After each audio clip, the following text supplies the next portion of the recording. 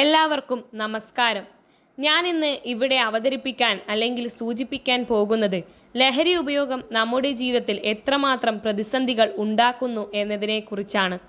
ആദ്യം തന്നെ നമ്മുടെ സംസ്ഥാനം സാക്ഷരതയിലും ആരോഗ്യ പരിപാലനത്തിലും ഇന്ത്യയിലെ തന്നെ പ്രഥമ സ്ഥാനം അലങ്കരിക്കുന്നു എന്ന് അഭിമാനിക്കുമ്പോൾ മദ്യം, ലഹരി വസ്തുക്കളുടെ ഉപയോഗം എന്നതിലും ഒന്നാം സ്ഥാനത്ത് എത്തി നിൽക്കുന്നു എന്ന് പറയാൻ ലജ്ജ തോന്നുന്നു.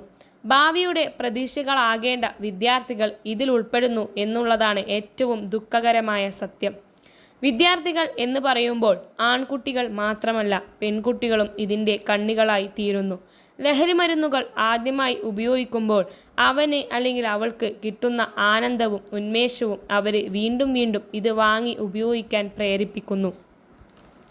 ലഹരി വസ്തുക്കളുടെ ഉപയോഗവും വിപണനവും ഒരു സാമൂഹ്യ വിപത്തായി പരിണമിച്ചിരിക്കുന്ന ഇക്കാലത്ത് യുവതലമുറയെ അതിൽ നിന്നും മാറ്റി നിർത്തേണ്ടത് നമ്മുടെ കടമയാകുന്നു.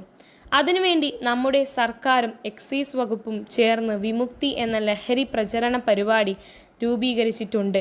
ലഹരി വസ്തുക്കളുടെ ഉപയോഗം പൂർണ്ണമായും ഇല്ലാതാക്കുക എന്നതാണ് ലക്ഷ്യം. നല്ല നാളേക്കു വേണ്ടി നമുക്ക് ഒത്തൊരുമിച്ച് കൈകോർത്ത് മുന്നേറാം.